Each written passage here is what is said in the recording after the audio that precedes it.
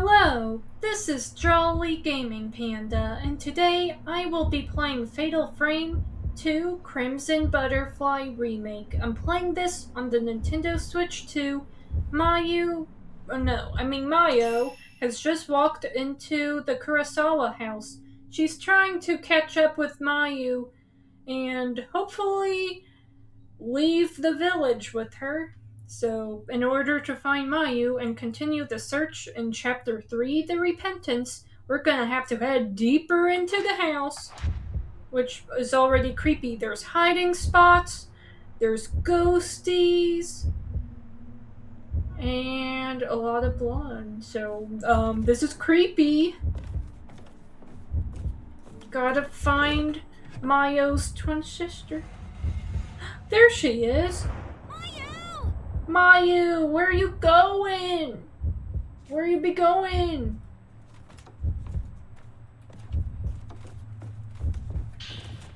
Oh, Mayu's charm. It's the charm that Mayu was wearing. Perhaps it holds her thoughts.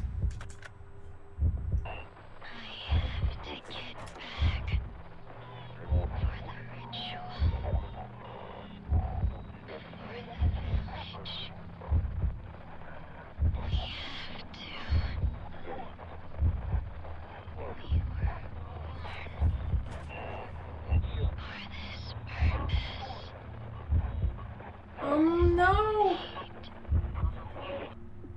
I think Mayu might be under a control of a ghostie or something. She seems hypnotized or hypnotized, like kind of like under something else's control, not of her free will.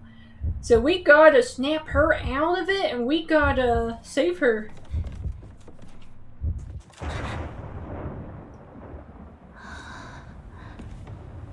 Thunder.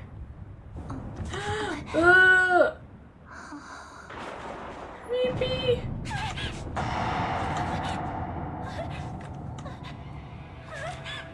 Oh my.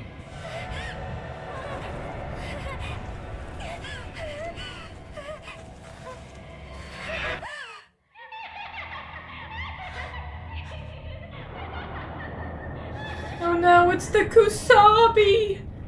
That ghost is terrifying.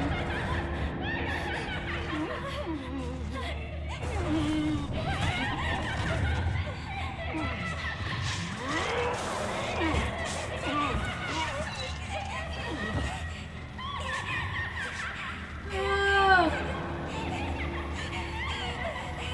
Scary! That's the Kusabi! The ghost of my nightmares. Oh, please let me get up.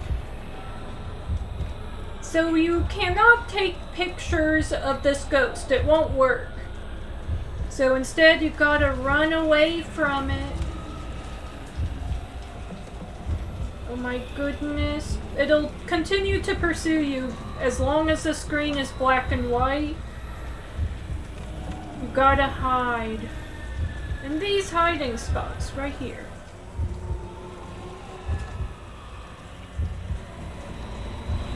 Oh goodness.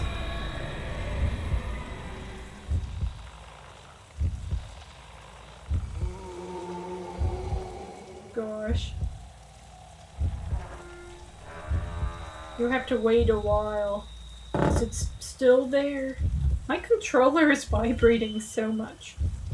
If you can't defeat enemies, being caught by a wraith while you are unable to defeat enemies will result in a game over. If you are attacked by a wraith when you can't defeat enemies, you will have to hide until the wraith leaves. So basically this Kusabi ghost, which is tall and terrifying and causes the screen to go black and white, you actually cannot photograph it. The game won't let you. Something will cover the screen if you attempt to.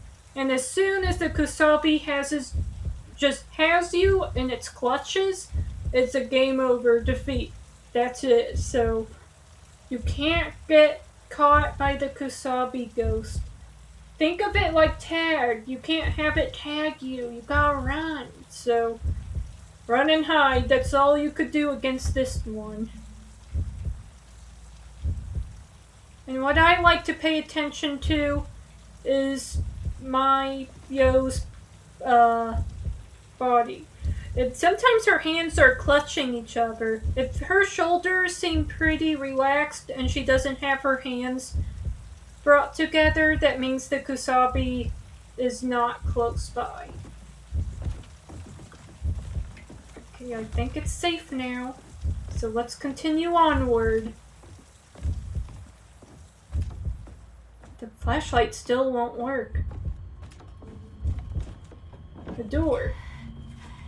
We're just stuck. Oh gosh, I can't stand how much my controller's vibrating. Making my hands feel weird.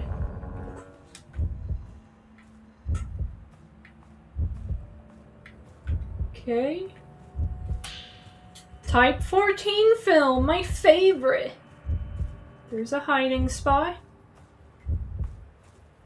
Oh, a saving point. Just what I needed. So I'm gonna save my spot right here. Search for Mayu. Okay, I got plenty of that film.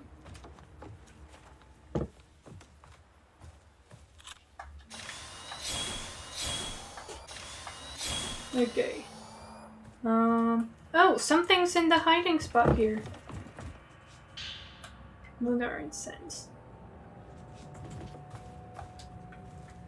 Okay, let's continue onward.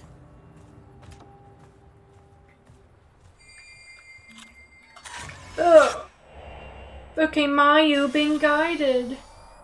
Mayu, wait. There's a padlock engraved with a triple diamond motif on the door. Find the triple diamond key. Everyone died.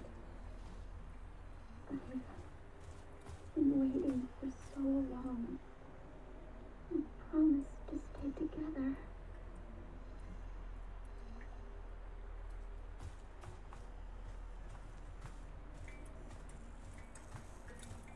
Oh, what's this? Prayer beads. So we gotta find some keys. Oh, there's that guy. Man using camera obscura.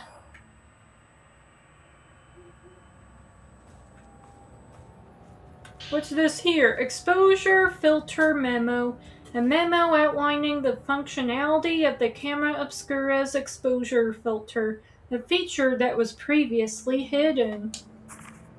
It's not just the events of the past of the camera obscura can uncover, it also captures things concealed within the afterlife, or to be more precise, things that have been spirited away, as it were, rendered invisible.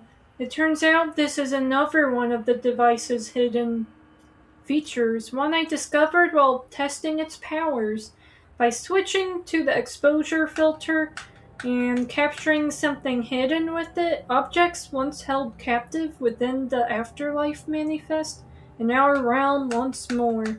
These mechanics resemble a practice known as phantom exposes, which are performed by shadow readers, people who unearth similar items concealed by supernatural means within part of the Tohaku region. Finally! My controller stopped vibrating. It's been vibrating so intensely. It's to the point I was about to just call it a night with this. People say, however, that those who make contact with the afterlife are themselves lured into it. With that in mind, I wonder if Dr. Azo had his reasons for abandoning this research, despite pursuing the afterlife himself. Photo. Guest room. A photograph labeled guest room on the back. It appears to be inside the Kurosawa house, showing a bookshelf next to a round window. And what do you know? Oh, okay, exposure filter. A filter for viewing that which has begun to vanish. Switch filter by pressing the Y button with the camera obscura. Raised properties range, average, power, low, charging, fast, willpower recovery, low. Special ability makes it easier to damage aggravated wraiths, unlocked through upgrades. Slowing special shots, press the R button. Slowing special shots slow the movement of wraiths for a set period of time. Removed once photographed, consumes 75% willpower, but doesn't use film. Okay, phantom expose. The exposure filter can be used to perform phantom expose. If something has vanished, taking a photo that matches the one in the photo record will turn it to normal. Now I know that round window is right here. This is the spy. So you just have to take a picture by switching the filter here to the exposure filter. You take a camera shot, and in the real world, okay, I think I need the window. Yes, the window. I needed the full picture in view. So you might have to take a few steps back when doing that. Wow, so cool. It's a little library. Oh, what's in here? Whoa.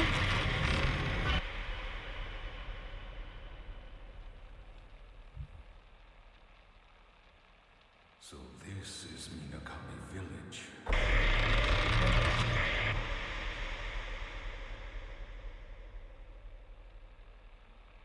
A ritual so forbidden that speaking of it is taboo. And a place that must never be seen.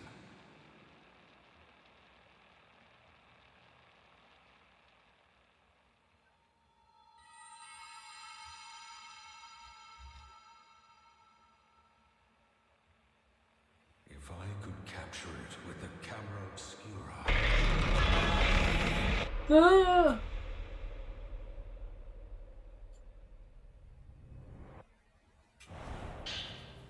Folklorist Note 2. Written remarks from a folklore scholar who came to study Minakami Village, summarizing Minakami Village's unique customs and history. When I first came to this village, Ryokan Kurosawa, the head priest, welcomed me here with open arms. The village lacks any formal mayor to speak of. Instead, he serves as its principal organizer. In all likelihood, Minakami Village probably began as a settlement of religious and ritualistic practitioners with this informal leadership structure being a remnant of that history. The region remains culturally rich even today. The folklore about the gate to hell passed down for generations. The Kurosawa house that I'm sitting in as I write this certainly lives up to its role as the home of a chief priest, filled with many surviving records about the village and its history dating back to ancient times. Many of these records relate to those myths and legends that permeate this region as well as the area's main ritual, among other things. As a folklorist, I can tell that there is a trove of valuable information within these documents. Surprisingly, the head priest has even allowed me to freely search through this literature, which I appreciate.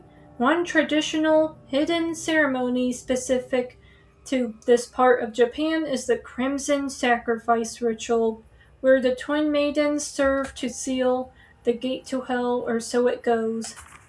The gate to hell itself is a type of legend that concerns a boundary between our living world and that of the dead, such as a hole or, indeed, a gate. This realm of the dead goes by multiple names, such as hell or the underworld.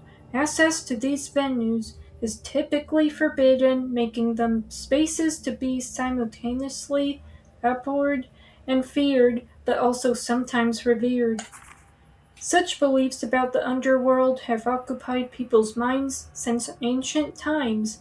It is my sincere desire to get to the bottom of them and uncover the truth. Though Minakami Village is said to host a hidden ceremony that directly pertains to the gate to hell, the mere mention of it isn't allowed, let alone witnessing it. Seeing as it's a ritual that involves that boundary to hell approaching our world, a religious quarantine of sorts is probably held, which would explain the strict limitations. The villagers lead simple, if difficult, lives deep in these mountains. Minakami Village has almost no interaction with the outside world whatsoever. It's a place that feels stuck in the past and in the old ways, ignorant of the passage of time and the rest of society. It's as though it was plucked out of the relentless march of history and kept off to the side. Regardless, I've also been granted permission to read through the literature stored in the other houses, for which I'm immensely grateful. There are three main households that comprise the nucleus of the village. These are the Osaka house, the first house I was shown, plus the Tashibana and Kuryu homes, also known locally as the twin houses. Though I was only able to enter a small selection of rooms when I previously visited the Kuryu house, I'm sure I'll be able to comb through it more deeply before long. Once I've finished searching the Kurosawa house, I think I'll next set my sights on the Osaka house. Broken lazulite. A fragment of beautiful dark blue lazulite obtains the other half to form a whole spirit stone. Okay, side stories have been updated. Now I'm gonna save right here. I think this would be a good spot to end the episode for now. Alright, so we are 3 hours and 5 minutes in to this game. We are on Chapter 3, The Repentance. We gotta find the triple diamond key now. This is getting spooky. It gets really intense in the Osaka house. Or Kurosawa house, yeah. The Kurosawa house gets really intense here. So stay tuned for the next episode. I'm really enjoying playing Fatal Frame Crimson Butterfly on the Nintendo Switch 2. These playthroughs have been really fun. This game keeps me on my toes. It's really spooky. It's a dark story, but it's a really fun horror game. And I really like Mayu and Mayu. They're fun protagonists to follow in this game. So thanks for watching. I hope you enjoyed. I'm gonna be making more Fatal Frame Crimson Butterfly 2 remake episodes here soon. Thanks for watching. Stay tuned for more.